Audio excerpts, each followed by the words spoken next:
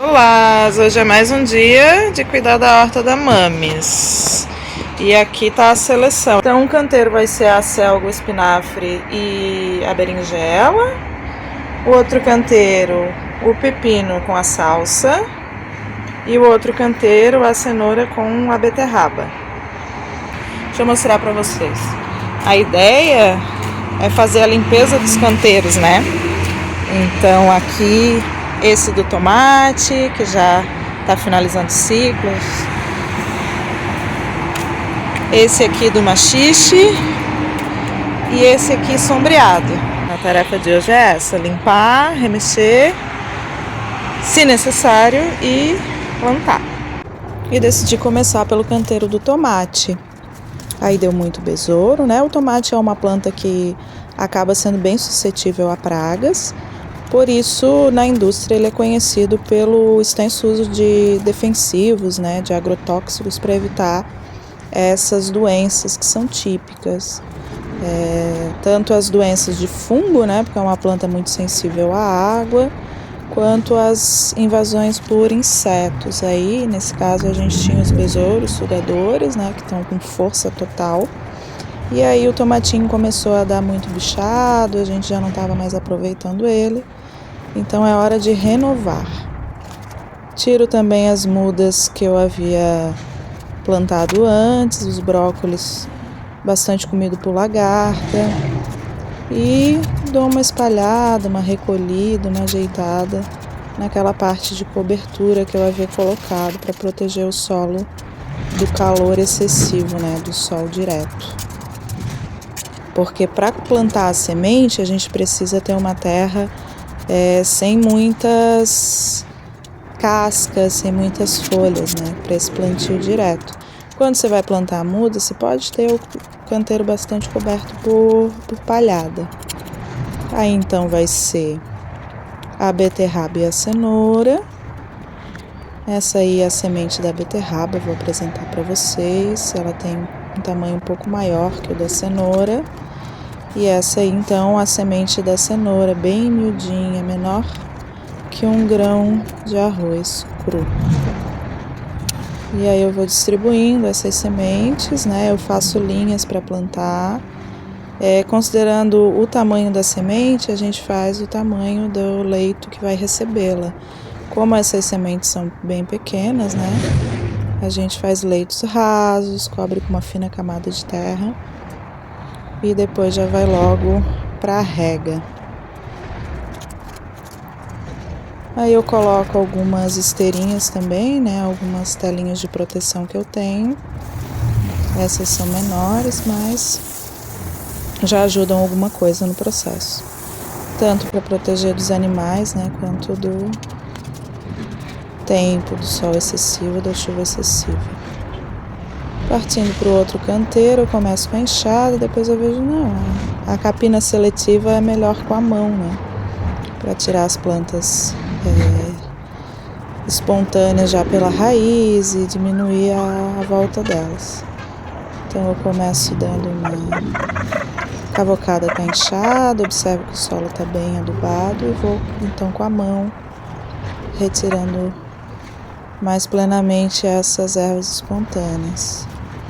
Entre elas, várias que são alimentícias, que são medicinais, né? Então, você pode ter vários olhares sobre essas ervas espontâneas. Eu procuro ter os mais positivos, né? Muitas vezes a gente até aproveita essas ervas para algum chá, alguma complementação. Eu sou uma apaixonada pelas plantas que nascem naturalmente, sem que a gente precise plantar. E aí a gente já acha alguns frutos do machixe que vão ser guardados para tirar a semente também. Venho de novo com o ancinho, retiro o excesso de folhas, boto ali pro canteiro de flores do lado. E começo a abrir os leitos no sentido contrário do canteiro anterior, né? Por uma questão estética mesmo.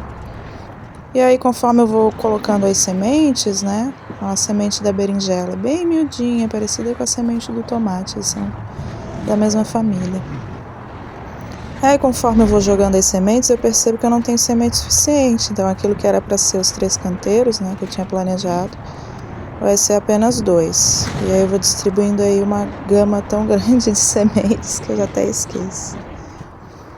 E existe inclusive uma forma de semear oriental, que é dessa linha da permacultura, da agricultura dinâmica, da agricultura orgânica, que eu estudei há um tempo atrás, agora não vou lembrar exatamente o precursor dele.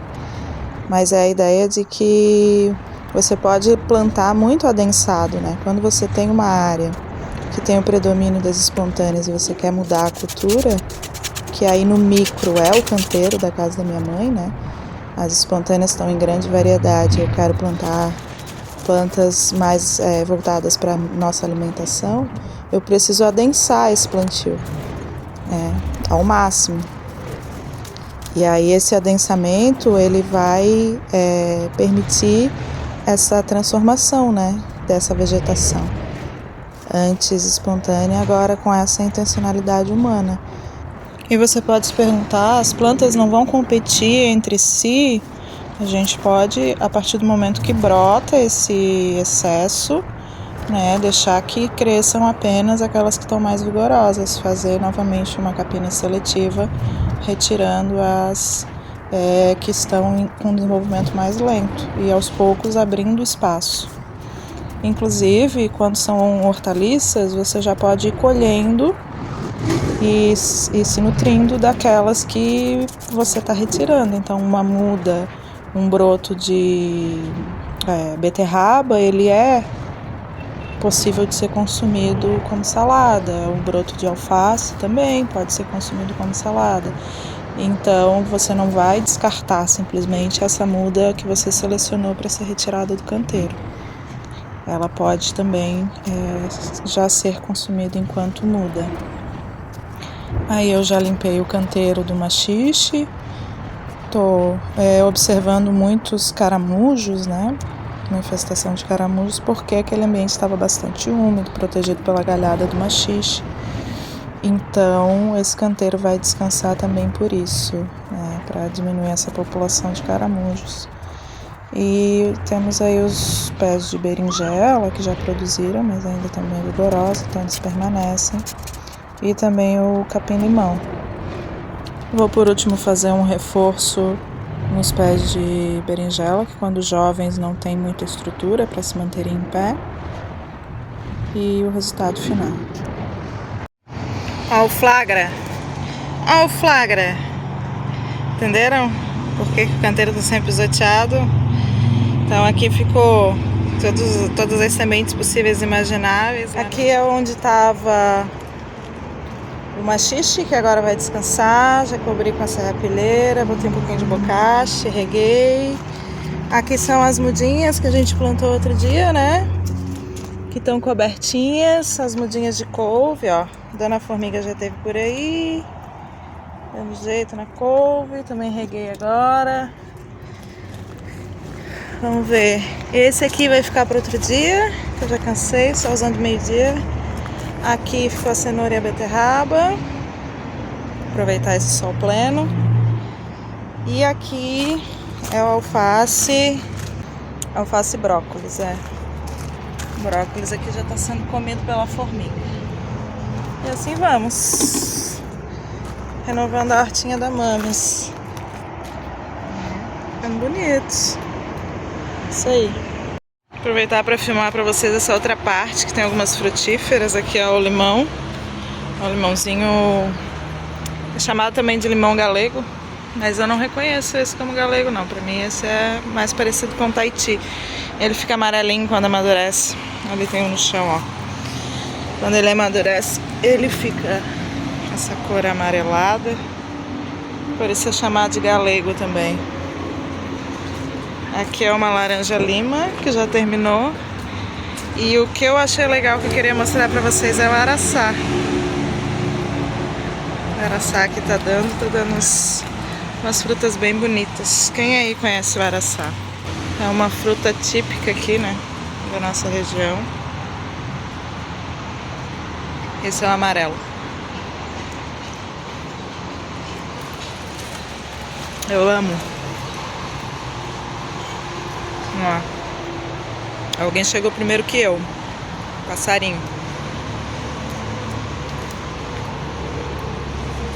Olha que bonitão. Delícia, né?